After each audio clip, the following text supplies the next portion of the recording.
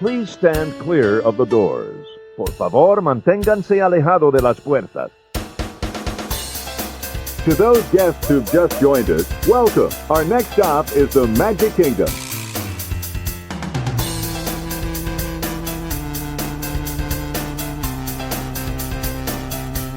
Ladies and gentlemen, we are approaching our station at the entrance to Main Street, USA, gateway to the 7 lands of the Magic Kingdom.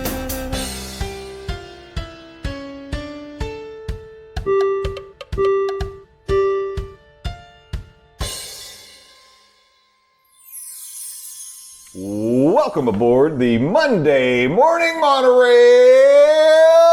podcast, broadcasting live from a whole new location. And I'm staring directly in the eyes of my podcasting co-host. And we don't get to do this very frequently, but we're here in the flesh with two mics that I'm just crossing my fingers are working. And I'm going to welcome him in right now because he's going to tell you where we are. It's Landon the Dawes Doan. Landon, welcome to the monorail. Hi, everybody. Coming to you from the isolation station of love. It's me. It's the DOZ. And I guess the isolation station of love isn't so isolated today. Also, it's a Monday morning and yada, yada. Yes, thank you, Zoe. We are broadcasting, recording together. Have we ever? Well, no, we did this way back in the day, in the early days of the Monday Morning Monorail. But that's right. Damn, it's been a hot... Dude, you need to just come up here every week and record the podcast. Well, as we go, of course, I've got all this podcasting money that's been building up, and I might as well just go ahead and buy a private jet. Mm-hmm. And then I'll do it. I'll come up here every week. We got to make a stop over in North Carolina. That's true. Pick up Steffers. Mm-hmm. Yep. We'll bring her over. Unfortunately, Steffers is not here with us today. Yeah, no. Because she decided... Steffers. I'm not driving all the way from North Carolina. I don't care. You all enjoy yourselves over in Knoxville, Tennessee. But no, it's true. I mean, yeah, early days of the podcast, occasionally we would do it remote, but a lot of times you came to the house. Mm-hmm. Yeah, this is back before you decided to move down to Florida. Yeah. But yeah, it has been, God, how many years since we've done this? Well, we started in 2018, so this is our 6th year officially, because I think we started it was like May the 4th, it was pretty close. Mm-hmm. So yeah, we just passed our 6th anniversary of the Monday Morning Monorail Pod. Granted, with a break for me for some time in the middle, but you kept it going straight through, so you've kept the flag going for 6 years. That's kind of crazy. Oh my God! Yeah, saying that out loud kind of breaks my brain a little bit. Yeah, and I didn't drive everybody off. I want to get that on my account. Well, it's funny to think about like where we started, though. I mean, it all just came down to we were already podcasting with our friend Matt, and of course you had Near Fall Radio going on at the time too. Was Near Fall Radio your first official podcast? I think so. I did some stuff in my college radio days, but when it came to podcasting, Near Fall was the first one. I had dabbled around doing Butt Munch Ship's Variety Pack and stuff like that, and that was just kind of a potpourri podcast. It would hit on all sorts of different topics, but I think I got like maybe 3 or 4 of those episodes out there, but Near Fall was the first one that it had a specific topic and then had episodes that cranked out on a regular or semi-regular basis, I should say, and you appeared as my co-host on several of those Near Falls as well. I did. Of course, I was sort of the casual fan. I was the voice of the casual wrestling fan, although at the time I watched a lot more than I do now. But that was a good time, and we knew we liked to, of course we always like hanging out together, but we knew we liked to podcast together. Matt and I started Nerd News Cafe, and very shortly after we started, you joined us. And we did a lot of those in person too. Yeah, we did. That was my in-between time in radio. Yeah. I joined y'all on Nerd News Cafe, and then we did that in person, and then I decided to move to Nashville. Right. Or Nashville adjacent, if we want to be more specific, Gallatin, Tennessee. Gallatin. Look up Gallatin. There's not a lot to do. They turn the lights out about 10 o'clock. Oh my God. And that's not even an exaggeration. It's so funny because I always say that about Dallas. I've been to Dallas twice. And I will say the second time I went to Dallas, it sort of redeemed itself. The first time I ever went to Dallas, and I know we've probably got some Texas listeners, so if this is blasphemous to you. Oh, we're huge in Texas. I've seen the number. That's not true. I haven't seen the numbers. Texas, I don't think Texas is in our top 5, but it's, it's up there. But Dallas, we were there for New Year's Eve. because I had driven over there with my buddy Chris for the Cotton Bowl. This was back in was that 2001? That sounds right. I think it might have been. And so we were playing Kansas State. So we drove over. Here's the thing. Here's a couple crazy things happened. One is an ice storm hit while we were driving through. So Perfect. It was beginning as we were driving west to Texas. We get to Arkansas, things are starting to get frozen. By the time we get to Dallas, they said it was the coldest New Year's they had in 50 years. Texas does not know how to deal with ice and snow, so they were throwing sand all over the road. It was a mess. Well, we've seen that in recent years. Like it gets really cold and their whole infrastructure just goes down. Yeah, and the day of the game, first of all, we forgot we were on Central Time. We mistimed when we were supposed to arrive at the game. Oh, no. So we were late. Oh, no. But we get to the fairgrounds, and all the parking lots are ice. And we're just slipping and sliding. I'm lucky I had a 4-wheel drive car at the time, but cars were sliding through the parking lot, crashing into each other. Oof. Yeah, so then the outcome of that was, because people were not prepared for how cold that game was going to be, there were many cases of frostbite that happened for fans at that game. And we lost. Oh, little salt in the wound. But the main reason I brought this up was because it's New Year's Eve. We're in Dallas. 10 o'clock. We're let's go out. Let's go find the party. Let's go have a good time. Yeah.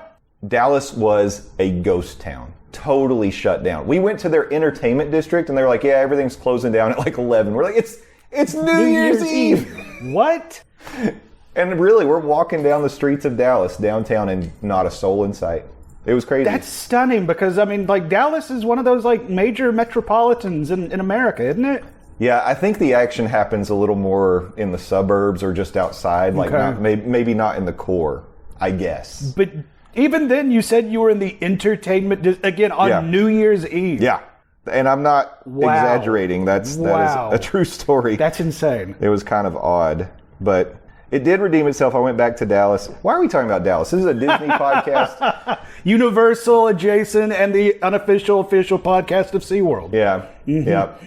Yeah, we are way off topic. We're off topic. But that's okay. We also have a delicious beverage in front of us. Landon, playing the role of gracious host, has poured some bourbon while we sit here and enjoy this conversation. This is going to be pretty free form. This is officially episode 209 of the Monday Morning Monorail podcast. That's an insane number as well. And I was thinking, as we kind of talk here, I might look and see if there's any topics that we want to just chat about. But really what I wanted to say, we started to talk before we were recording, and I asked you if you had anything planned to come down to Orlando between now and your birthday for living with the Landon. You said you and Lindsay are sort of ping-ponging the idea around a little bit. We just came back from Asheville a couple weeks ago, and on the drive back, we started the conversation of, it's been a little bit since we went to Disney. Yeah, I know. You thinking about going back? Yeah, that'd be fine. So ever since then, the last couple weeks, we've been looking at our calendars and trying to think, A, if it would be calendar possible, B, if it would be financially possible. But me and her have for her birthday trip, a trip to Chicago planned in August. Oh. So we have to get past that, and then maybe possibly not so scary or very merry season, we could make that happen. Fingers crossed. Okay. Yeah, that's cool. Chicago's fun. Have you been to Chicago? Oh, yeah, several times. In fact, even though we are going for her birthday, we get to go see my baseball team. Nice. Yeah, we got 2 tickets to go see of course. the Cubs host the Blue Jays. Of course you've been there for the Cubs. Mm-hmm. Okay. Yeah, we got tickets on the first base line, 8 rows back. Got a really good deal on StubHub. Then StubHub charged almost 50% of what we paid in fees. Right. Screw you, StubHub. Not a paid endorsement. And then, of course, if you're going to Wrigley, you got to sit in the bleachers at least once. Yeah. So we're sitting in the bleachers for our second game. That's nice. Mm-hmm. That'll be really fun. Yeah, we're looking forward to it. And we get to continue the tradition of, for Lindsay's birthday, Landon gets to do something he wants to. What a giving smoking hot girlfriend. Right, yeah, shout out to the smoking hot girlfriend. How did you end up so lucky? That's the question. I ask myself that on a regular basis, Jay. Oh, okay, so this came to mind while you were talking about a potential trip down, maybe during the Halloween, maybe during the holiday season. would the fact that now Universal has a nighttime show and a parade during the day, Shoo, that parade looks dope. would that maybe give you some sort of an urge to go to Universal on that trip?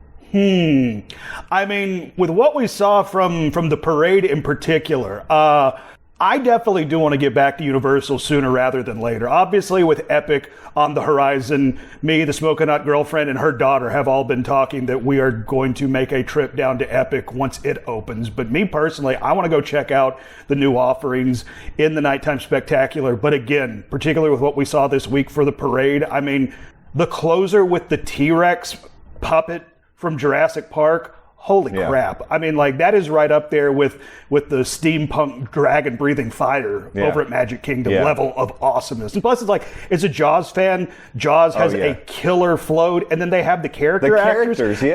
Out there is the mayor saying, oh yes, the beaches will stay open. And then Brody gets like, what are you talking about? You have to shut down the beaches. It's like no notes, Universal. So damn cool. That is amazing. Yeah.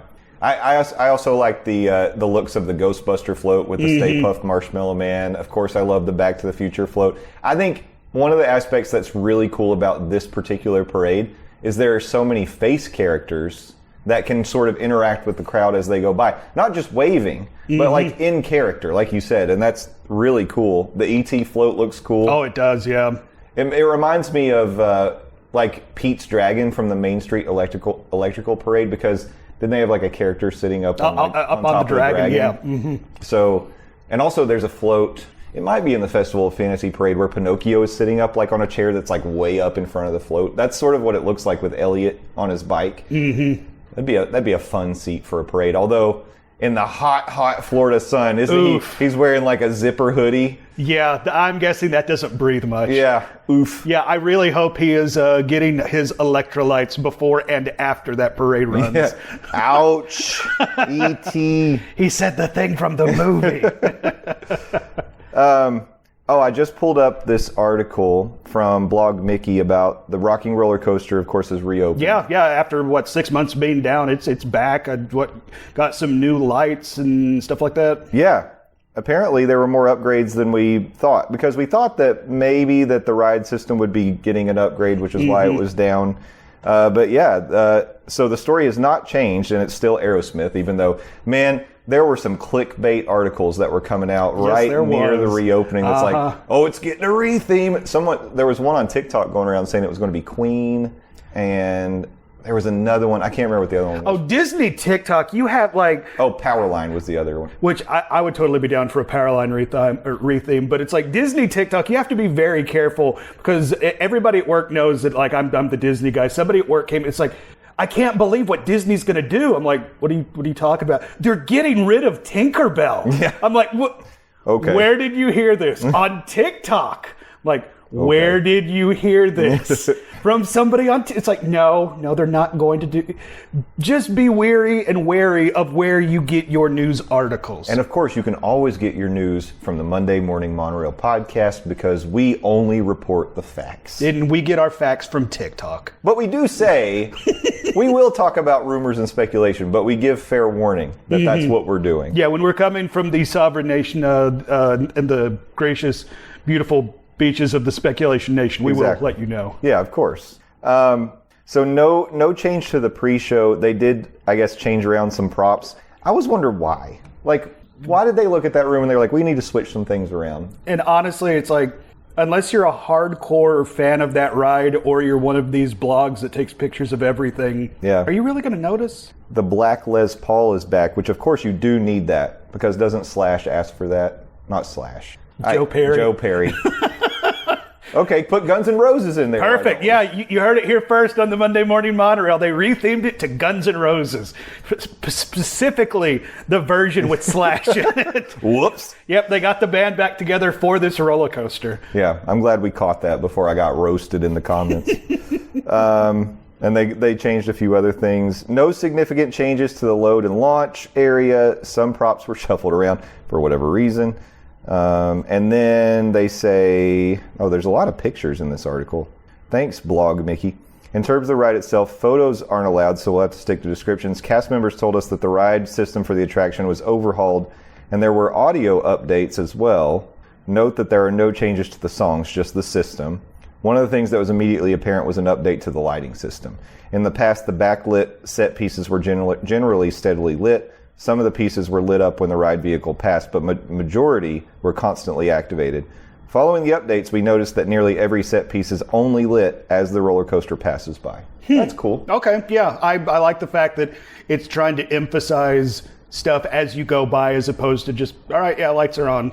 Yeah, I think that's better. Mm-hmm. Oh, it definitely is. It tells or tries to tell more of a story as you go whizzing through Los Angeles. Yeah, so that's cool. Like they took the opportunity to do a little upgrade to the ride, and I appreciate that. They got another article here that says Star Tours returns to randomized sequences at Hollywood Studios. They said back in April, a new scene debuted at Star Tours. Mm-hmm. With the Ahsoka stuff and the space whales.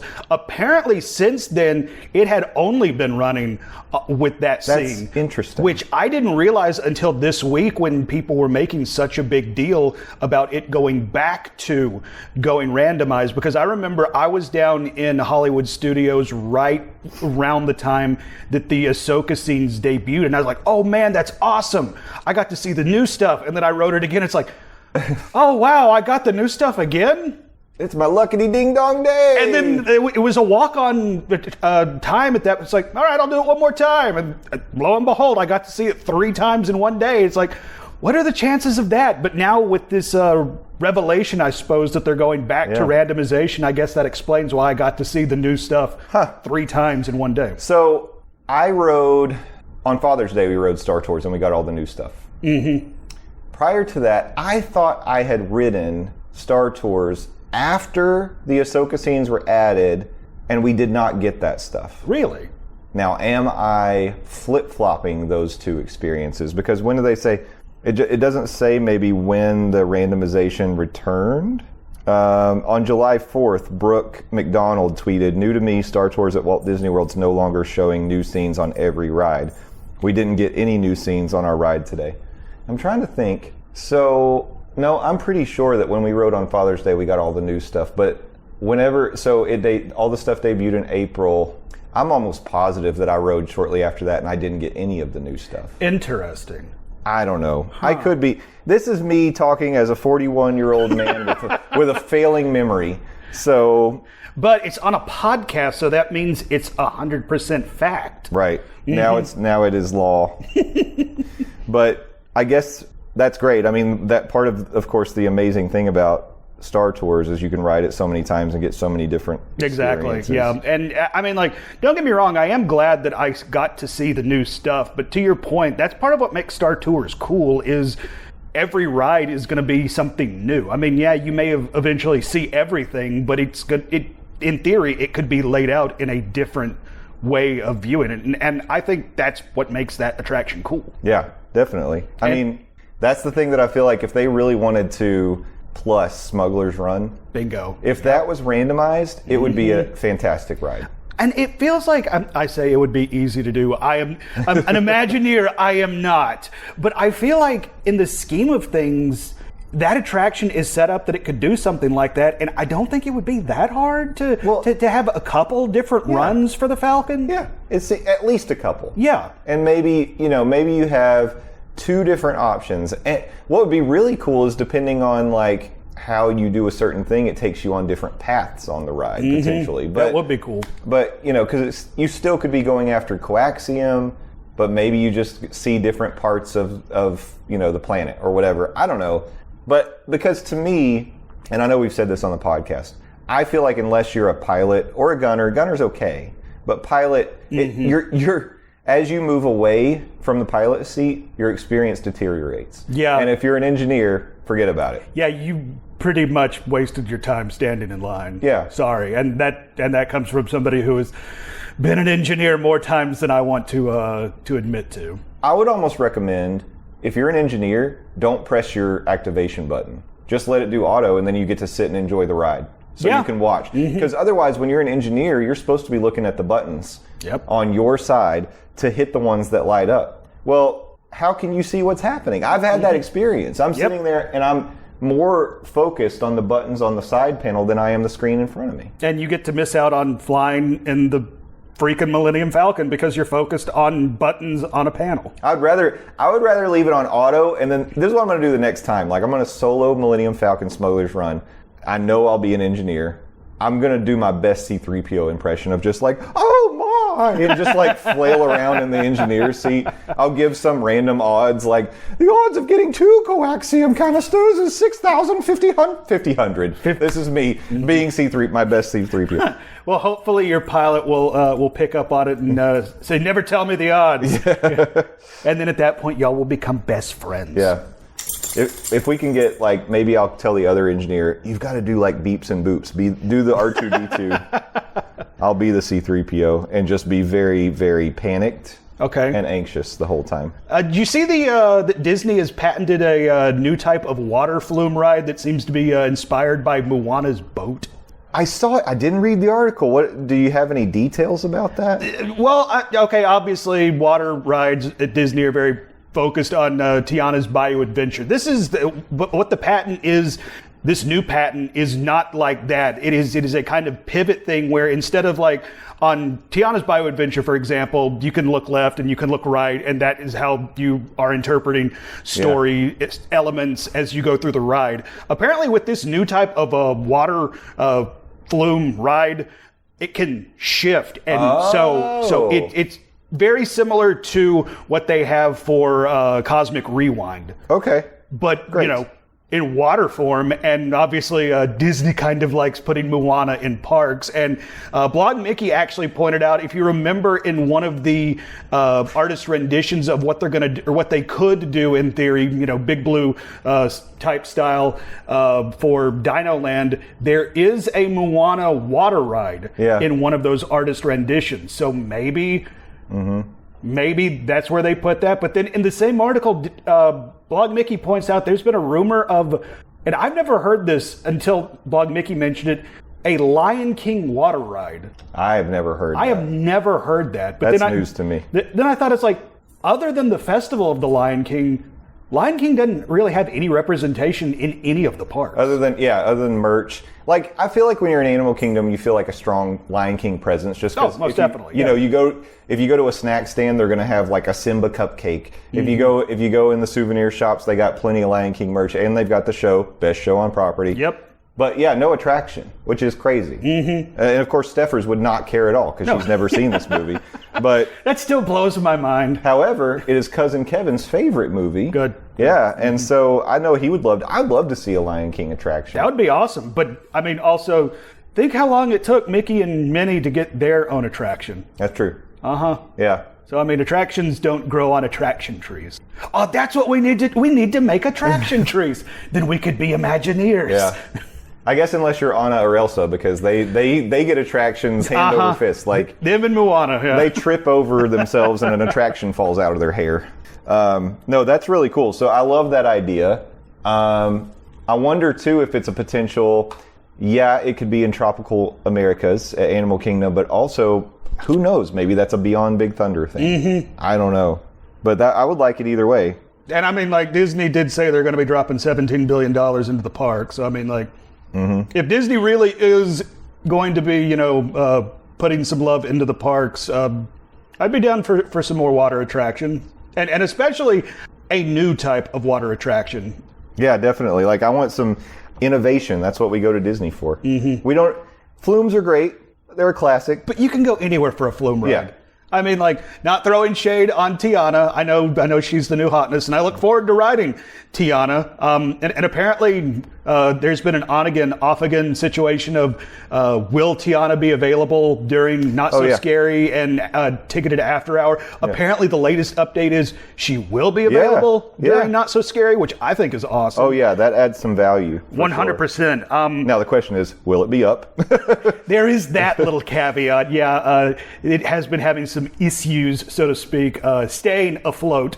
But you can go anywhere to ride a log flume. Yeah. You can. But if Disney wants to, you know, change the game, so to speak, and stay on the cutting edge when it seems like some of their competitors are starting to catch up, or depending on who you talk to, they've already caught up and surpassed them in some instances. I'd love for Disney to change it up and invent something that is unique and brand new. And maybe this Moana-style water ride could be it. Yep, that would be cool. I'm down for that. At the end of the day, I always look for Disney to be on the cutting edge, on the forefront of attraction experiences, theme park experiences.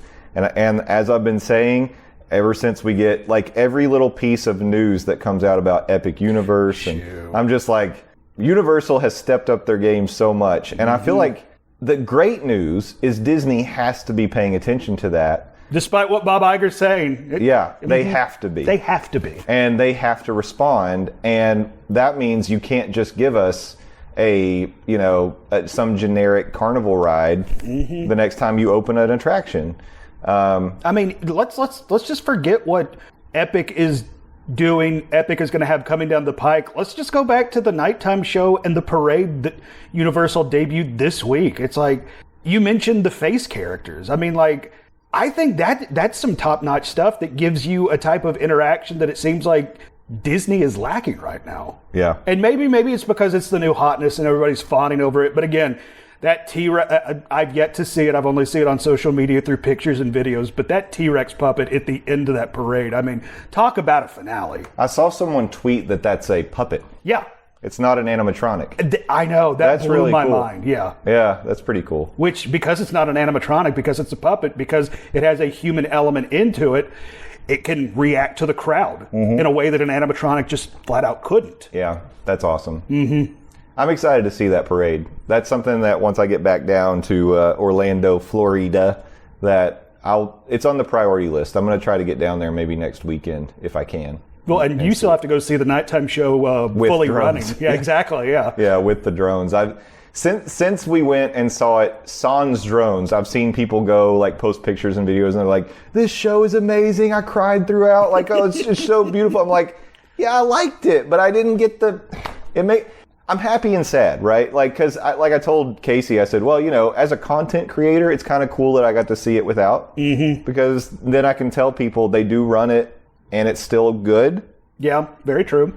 But I also want to see the full show. I still haven't seen Disney Dreams That Soar in Disney Springs. Oh yeah, that thing is going on, isn't it? Yeah, it's still going, and it has a limited run. Yeah, doesn't it stop around Thanksgiving time? I think it's before that. I want to say it's closer to like September. Okay. But I'll have to go check. Yeah. I want to see it before it's gone. I'd maybe it's just forgotten about that. Maybe it's not that it'll go away. They'll just change the show for the holidays or something. But yeah, I want to go see that. So I've got to see the full parade, and I think Casey would be thrilled to see that parade. She's really into the classic Universal movies, so she'll like that too.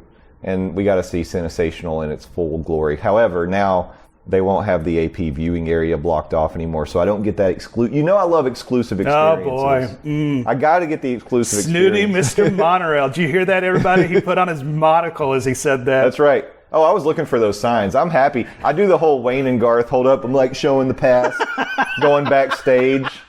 I did, and she was like, "Yeah, you're good. Come on through." And then you went back and held it up. Like, "Yep, still see good." it again? Come on, Premier pass. That's me.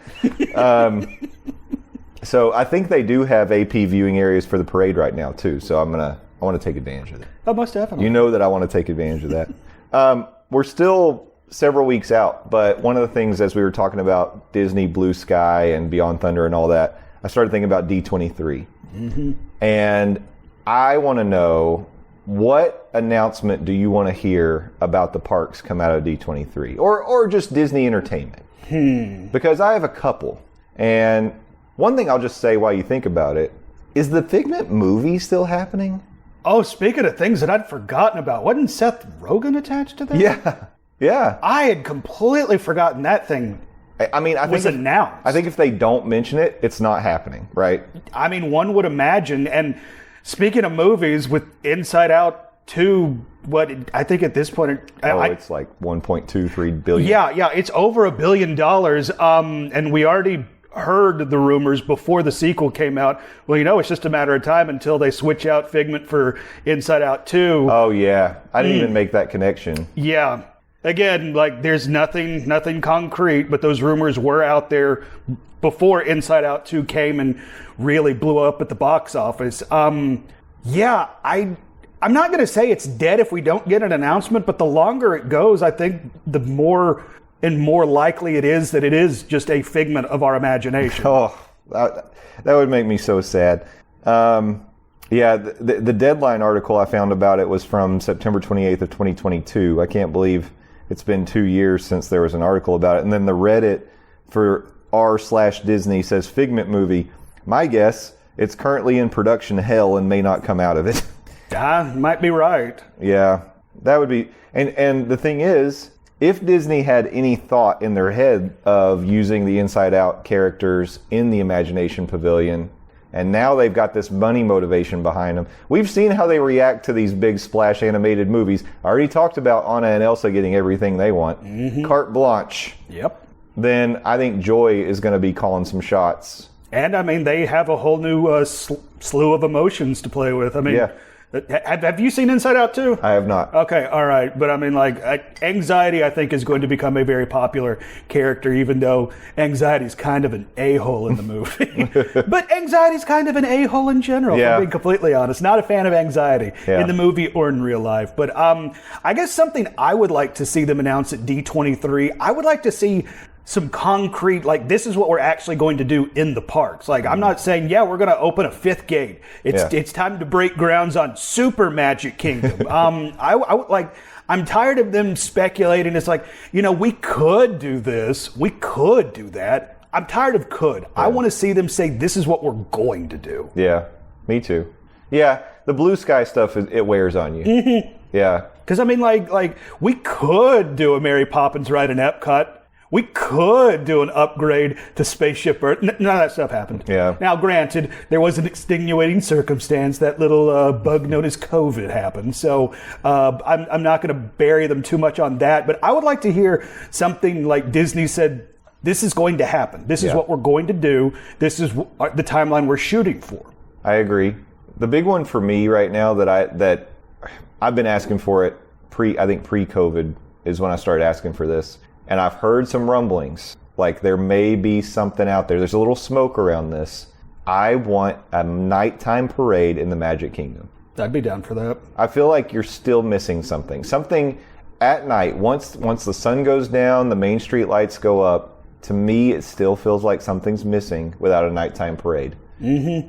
And whether it's something totally new, or they just bring back an altered version of the Spectro Magic or Main Street Electrical. I would oh man, if they brought back Electrical, that would be so dope. I want something. I mean, Disneyland, yep. They always have it. Mm-hmm. They always get the parade love, and we haven't for years.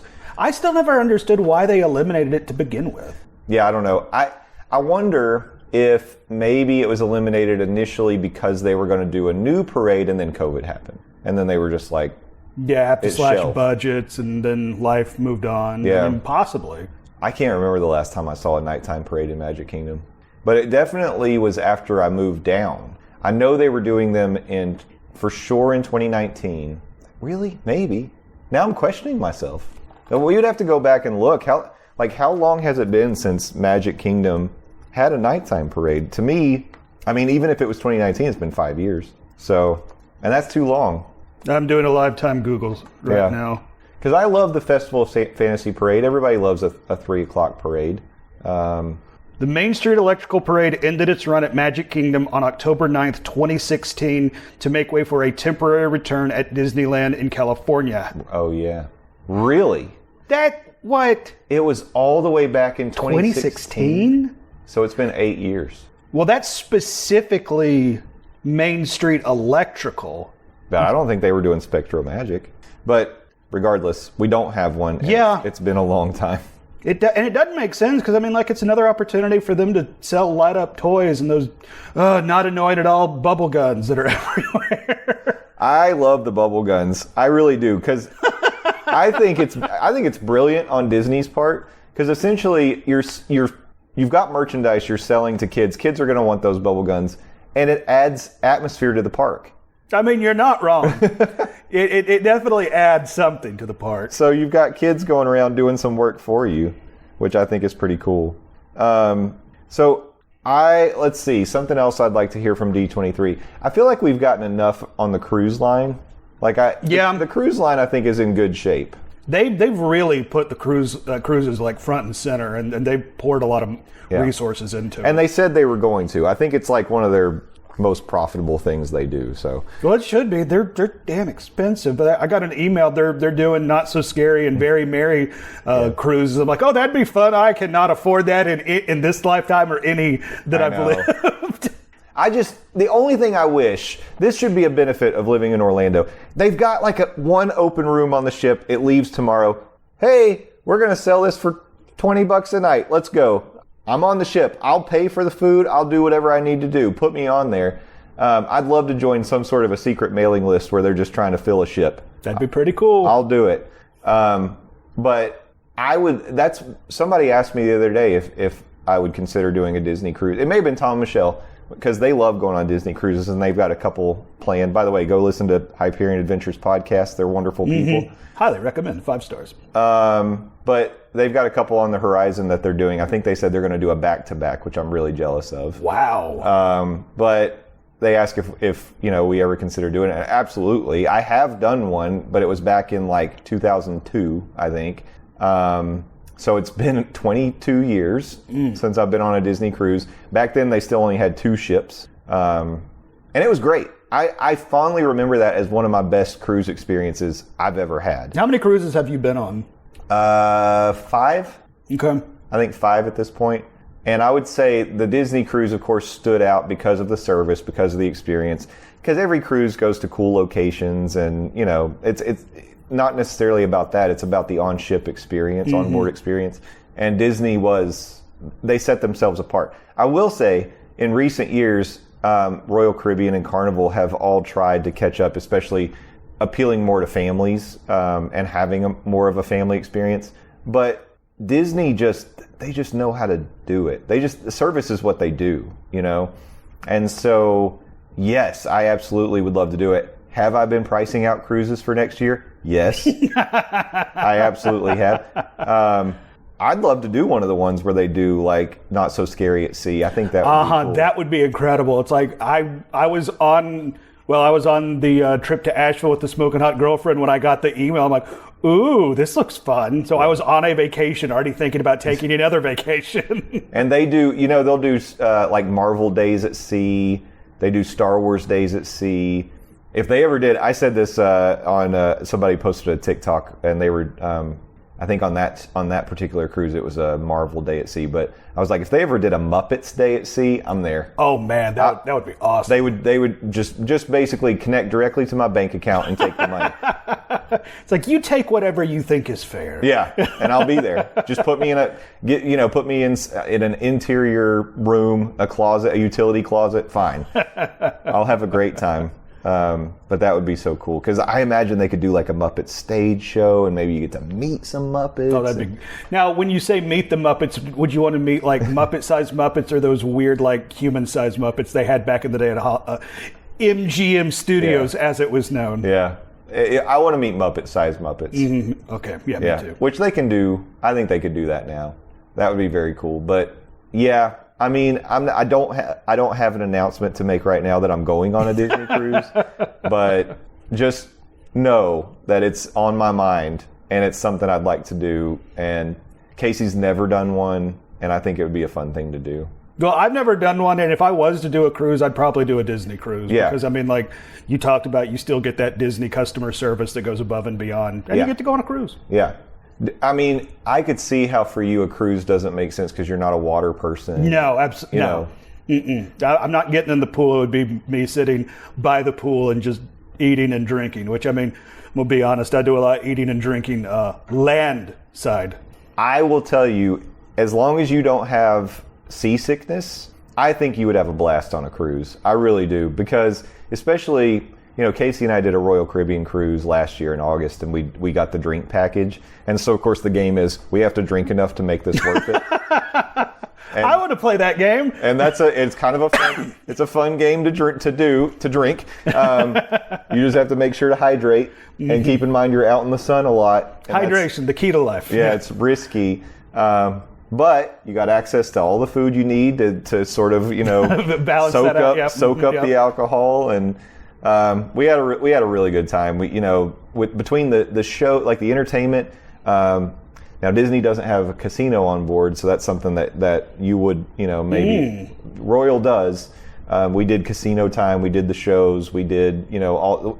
We went to one night. There was some sort of a game show that we went to. I don't even know how people were playing the game because we came in the second part of it. Everybody was yelling. I don't know what was happening. And also, y'all were probably really drunk. We were pretty drunk at the time. Y'all were playing your own game. We were during playing the our game own game. Yeah.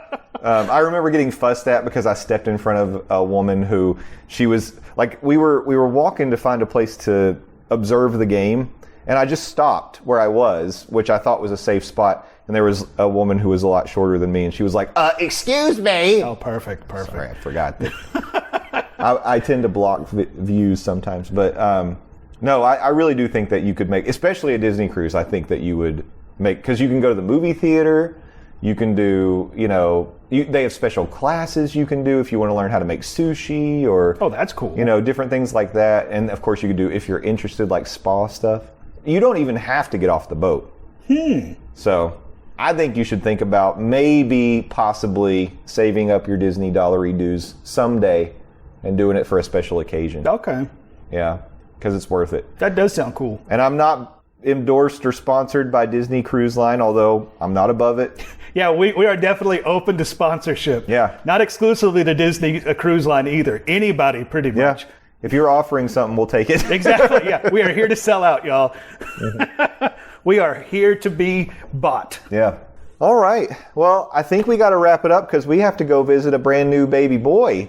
And congratulations again to cousin Kevin and his wife Sam for having a brand new Vols fan, hopefully not a Yankees fan, born into the world. But if Kevin has anything to do about it, I think we're going to have a long fight against us, bud. I know. We'll try our best. Yep. But this has been fun. I wish we could do this every week. You should just drive up here every week to record the podcast. I know. If I can work that out, I'll get May to drive me up, and then I can just sleep the whole way. Yeah, she needs to work on her driving, I'm sure. Yeah. 10 hours on the highway. I mean, you get comfortable real fast. You have to get over a lot of fears and anxiety. Oh, I would say so. I mean, you'd be throwing her right into the deep end, feet first. Especially coming through the mountains in like North Carolina and East Tennessee, or coming over the plateau if you go up through Atlanta into like Chattanooga and all that. There isn't a way that you don't have special challenges. I mean, you go through Atlanta, that's a whole separate. Yeah, Atlanta's a nightmare. Yeah, I say that as somebody who's been behind the wheel for a long time. Yeah, Atlanta sucks. Yeah, it's the Wild West. There are no rules on the interstate in Atlanta. Yeah, people are like, oh, there's my exit. I'm just going to go across all the lanes of traffic. Yeah. Oh, there's one rule, and it's that you're going to get run over no matter what you do. You just try your best. Yep, head on a swivel. As we wrap up, I guess we should talk about the fact that on the Facebook, we have unveiled the Living with the Landon logo. Yep. And what else has been unveiled at this point? I don't want to say too much. At this point, as of this recording, if you're a member of the Monorail fam or a member of the Facebook group, you have exclusive access to the store where you can get a t-shirt, a hoodie, a tank top, I believe, various options where you can wear said logo on your torso. But you can also, if you want to have the logo on your coffee mug, you can get a coffee mug.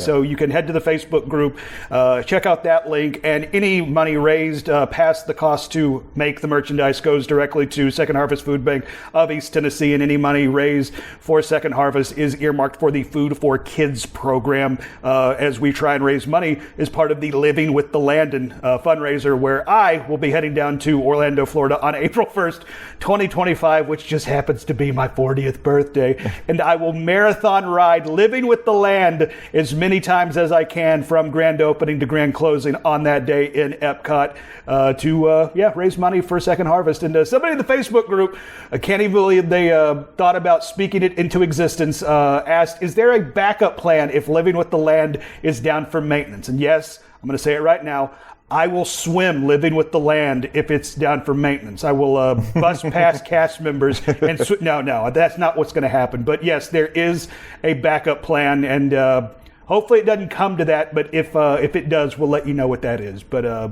we have a contingent. Is that the word I'm looking for? A contingency plan. Yeah, a contingency plan if need be. But head over to the Facebook group, get yourself some dope merchandise, and raise some money for Second Harvest Food Bank of East Tennessee. But if you're not a member of the Facebook group, I think the link is going to be released into the wild either today or later this week. So keep an eye on the socials. Steffers has been all over the socials, so she'll let you know when and where you can get your living with the Landon merchandise. Fantastic. And then now back over to Landon because he's got to sing his song. Oh, yeah. Oh, man, I got to sing my song in front of the audience. You do.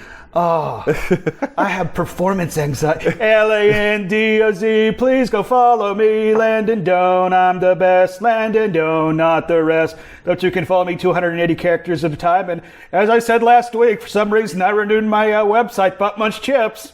Sit on your butt and munch. Yeah, that's buttmunchchips.com. That's actually, don't go there yet. I still haven't got around to rebuilding it, but I still have the domain for some reason because I'm an idiot. But in lieu of that, I do appear on the Phil Show, News Talk 987, WOKI radio station locally here in Knoxville, Tennessee, streaming 6 to 10 a.m. Eastern Standard Time at newstalk987.com. Also available in the iHeartRadio app and the News Talk 987 app as well. Thank y'all for coming along on this free-flowing conversation. We touched on a little bit of news, but it was just it was good hanging out with you, Papa Monorail. Yeah, man. Yeah, we should do this more often. I know. We should really plan better when you come down to Florida and try to record stuff when we're in the parks. Yeah, in the parks, that would be cool. Yeah.